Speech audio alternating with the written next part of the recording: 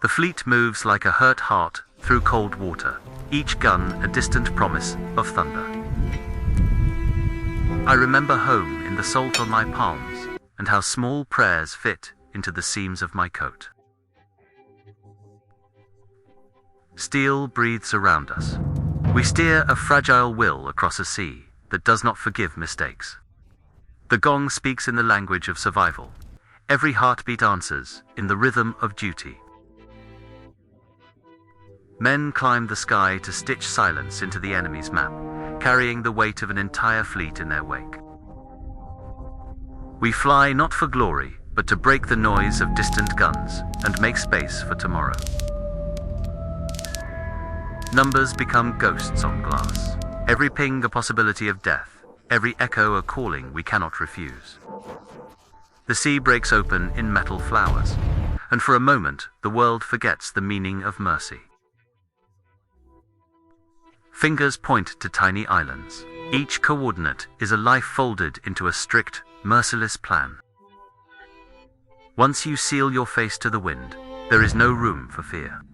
Only the cold clarity of mission. Their guns answer our approach with iron, and we answer back with the thin poetry of falling ordnance. We mend what war tears, hope and pain braided together under the same worn thread. The plane becomes a needle in the sky. Our fate hangs on whether we thread first. When metal is wounded, men become surgeons. The ship survives or dies by the courage of hands. Every hammer blow is a promise to the living below, a vow that we will not sink quietly into the sea. Words meant for home become prayers in the dark, carried in pockets until the ocean claims them. Each salvo is a voice raised against forgetting, a litany that records the price of holding ground. We write names into metal because memory must ride with ordnance when the sky becomes a ledger of loss. They wait with the patience of condemned men, each tick of their chronometer a small death unfolding. The sea answers with columns of dust, as if the earth itself groans under the weight of our conflict. Leadership is not the absence of doubt, but the willingness to bear it alone for others' sake. Up there, the cold is closer, and the fear is honest. A man shoots back at the sky to keep his ship whole.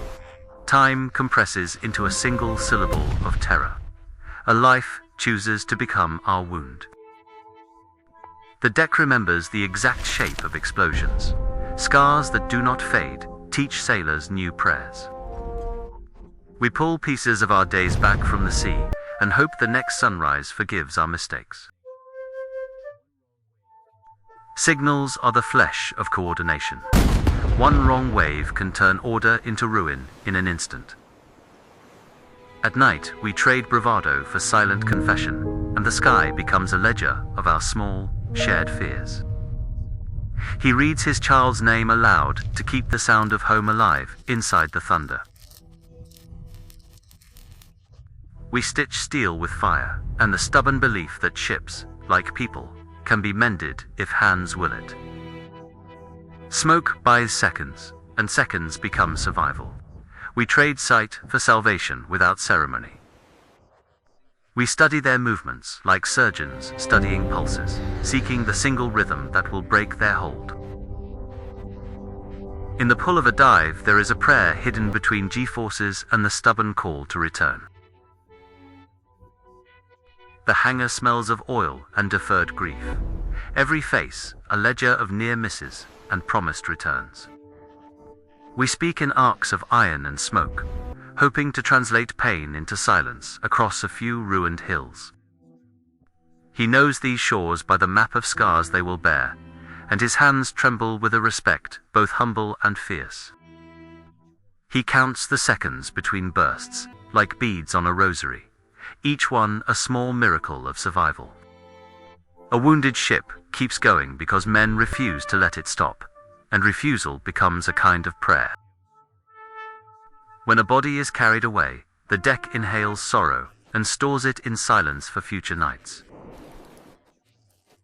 Bells mark the passage of time and the tally of loss, each ring a hollow chorus for the absent.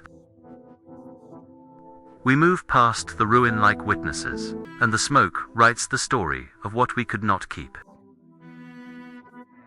A parachute is a soft covenant between life and sky. It folds the promise of return into tidy straps. Planes dance their bitter waltz, and each maneuver is a negotiation with fate and faith. In the smallest ritual soup, a shared cigarette, we refuse to let war steal our ordinary humanity. They pierce the dark, not for glory, but to keep the fragile filament of life from snapping, unseen. Language becomes light, and in those blinks we send reassurance across water and fear. They bring back pieces of the day smoke, a wing bent like regrettant. The deck swallows them with quiet hands. Soft words in the middle of havoc can sound like miracles, because they insist someone still cares. Waiting is its own kind of courage. Engines idle like held breath until orders break the silence. Every plotted line is a vow to those who trust us, written in ink that will not erase their hopes. In that bright treachery, we see faces as if carved in stone, each one a story that refuses to be forgotten. A photograph becomes a lighthouse, small, stubborn, refusing to be swept away by the tide of war. We steer through mornings that smell of gunpowder and salt, and the world ahead both beckons and threatens. Small blips are tombstones waiting to be named. Our job is to turn them into motion before they become danger. They fall like vows into the world's wound, hoping their impact will stitch some measure of safety for others. Laughter is brittle armor. It cracks, but when it holds, we feel human enough to keep fighting. Daybreak does not absolve us, but it offers the small mercy of another chance to act rightly. The earth takes our missiles into itself and keeps them as marks that will long outlast our bodies. We carry our losses back on cables and cranes and name each one in our bones. Sleep is a thin island here. In its brief shelter, we try to convince our hearts there will be another morning.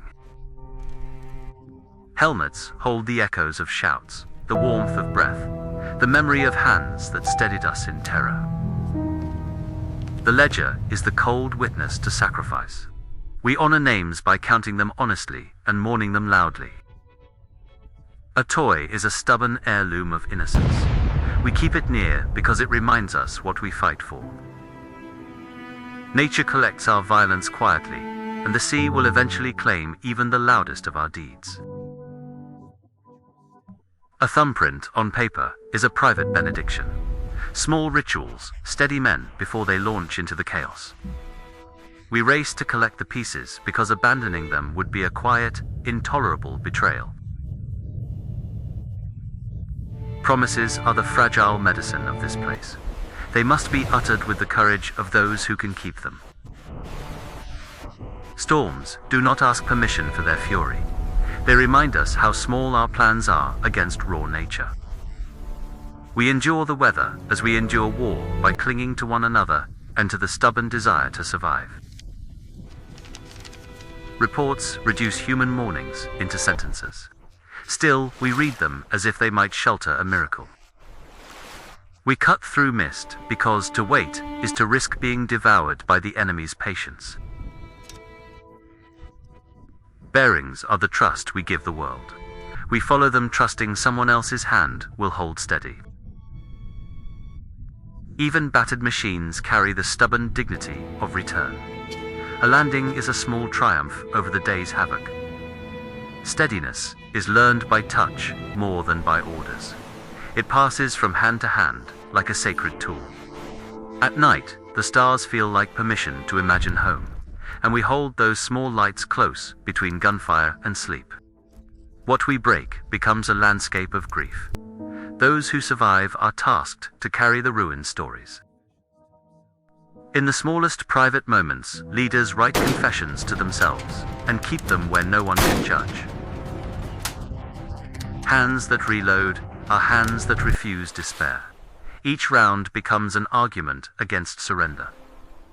When metal meets the sea, it disappears into quiet. We mourn by remembering its last bright arc. We bury quickly, but with ceremony, because even in haste, the dead deserve the dignity of being named. Taps carry the language of endings, and in its notes we hear the chorus of thousands bowed but unbroken. We press the sky to make room for bombs, and hope that the noise will buy men on the ground a future. In that mirrored sky, we see our own faces framed by falling metal, and the unspoken wish to return.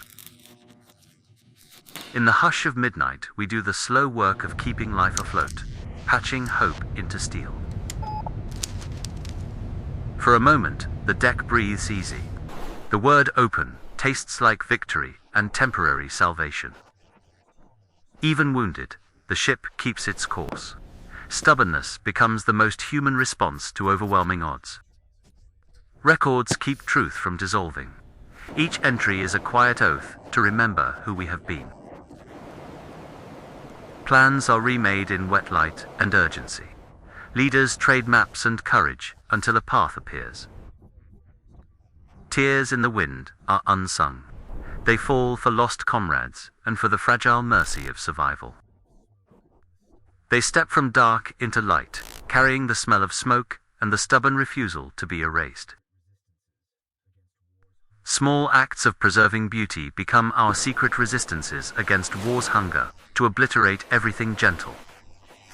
They watch us go and learn, early the map of absence. One day they will tell stories about our passage. We toast the living with a quiet ferocity, because to celebrate is also to proclaim we still intend to return. We withdraw like wounded birds, carrying both victory and the heavy gravity of names that will not come home. He charts not only geography, but the contours of loss. Each island holds a ledger of what we traded. The sea keeps our stories between its tides, and in its patient turning gives us both anonymity and memory.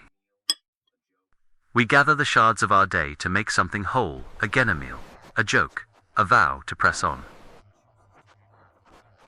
He presses paper to his chest and chooses to believe that ink can tether him back to what he loves. Arrival is not the end, but a tiny truce. We step ashore, carrying the weight of those who could not. Music makes the wound whole for a breath. For that breath, we remember why we stood through all the noise.